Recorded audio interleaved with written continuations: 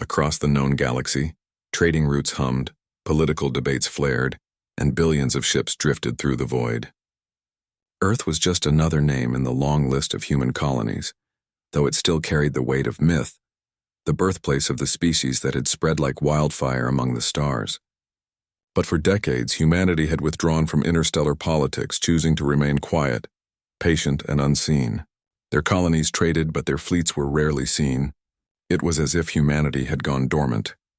That Tuesday, however, Earth went completely silent. It wasn't just radio silence.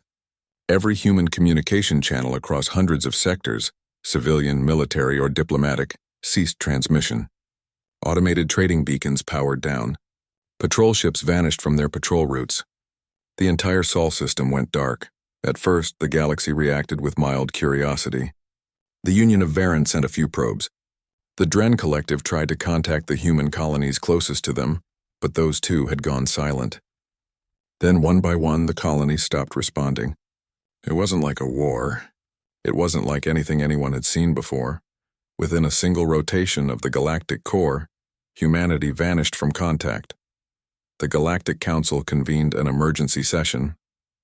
Leaders from every major species attended, whispering theories and fears. Some claimed it was a civil collapse.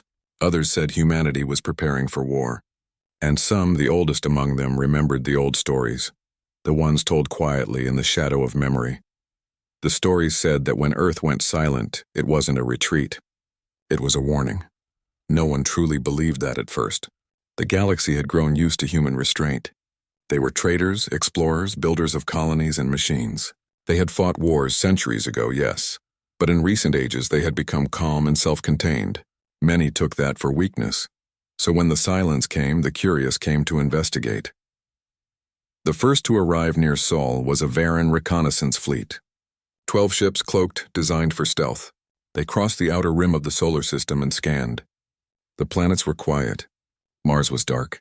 The orbital platforms around Jupiter were empty husks. But when the fleet's lead vessel neared the orbit of Saturn, every sensor suddenly went blind. The crew heard a low hum, like static growing louder and louder. Then nothing. The fleet vanished. The Galactic Council received fragments of data before contact was lost. One image stood out. A brief flash of light and the shadow of something enormous moving beyond the rings of Saturn. It wasn't a natural shape. It wasn't a ship they recognized. The Council debated sending another fleet, but the oldest ambassador in the chamber, a frail being whose species had survived 6 galactic wars, shook his head. His voice trembled as he spoke. "They have awakened." The chamber fell silent. Someone asked him what he meant. The old ambassador said that thousands of years ago, before many of the current empires even existed, the galaxy had faced something terrible, a predator that devoured whole civilizations in the name of conquest. The ancient records said it had targeted humanity first, thinking them primitive. Earth had burned for weeks and every major power had watched from afar expecting humans to fall. But then Earth went silent. And when it did, the predator vanished. Not defeated in battle, erased from existence. No one had ever learned what happened. Only one fact was remembered. The silence of Earth meant humanity was done talking.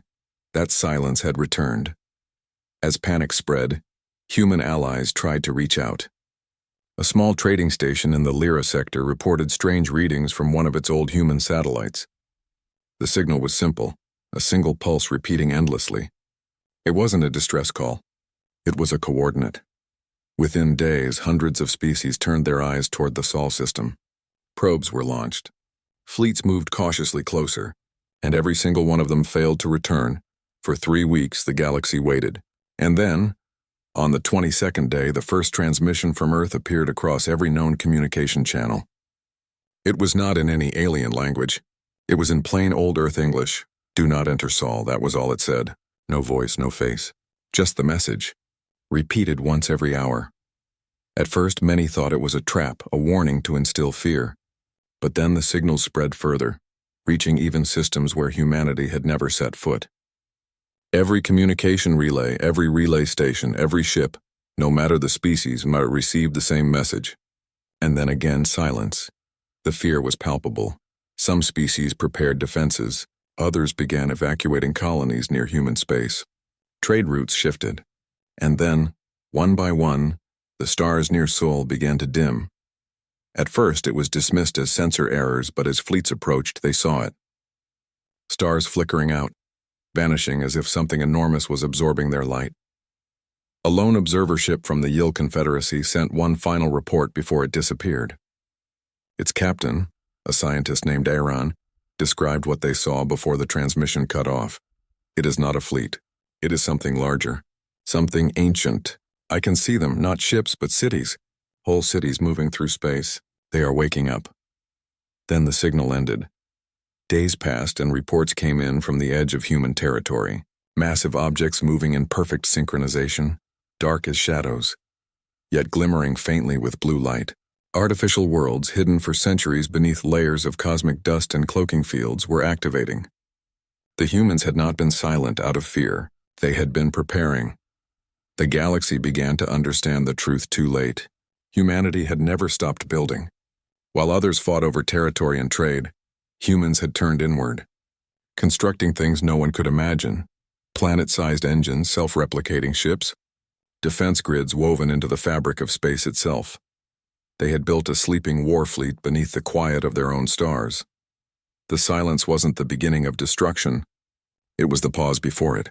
Then came the signal.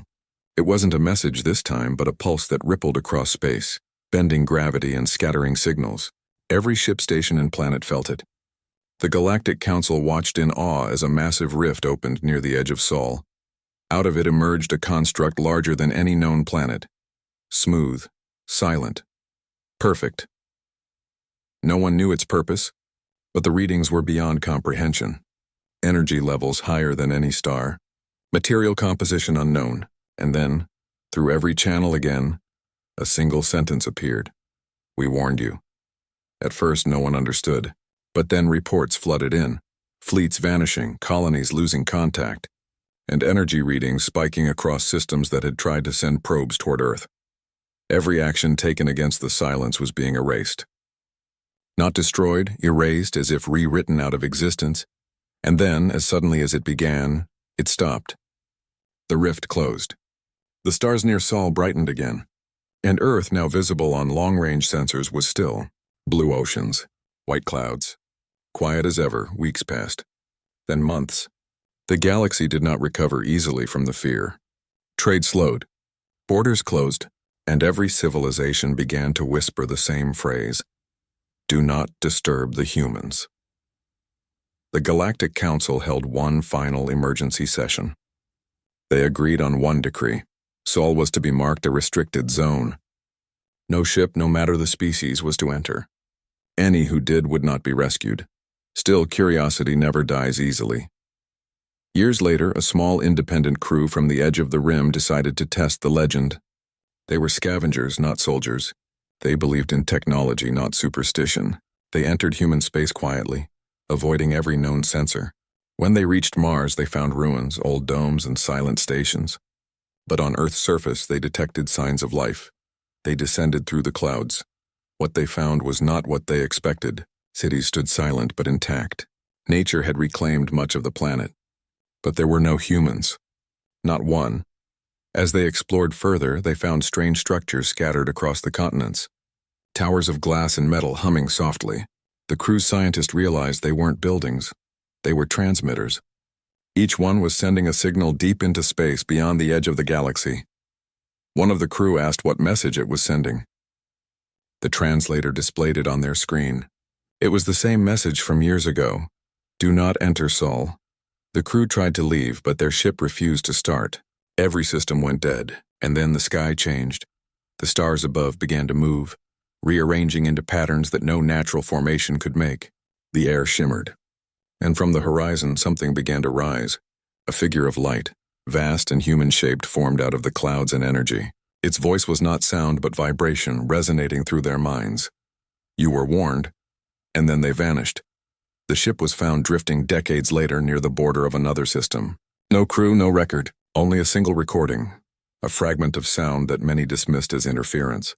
But those who listened closely swore they could hear words hidden within the static. They are watching. After that, no one dared approach Sol again. The humans were never seen, but their technology remained active.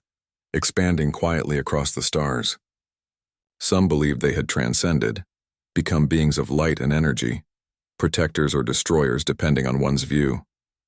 Others said they had simply gone beyond the galaxy to wage war on something far worse. Centuries passed. Civilizations rose and fell, but the silence around Earth remained. No signal entered. None left. Every few centuries, a new species would rise and ask why humanity never returned. The answer was always the same: they never left somewhere.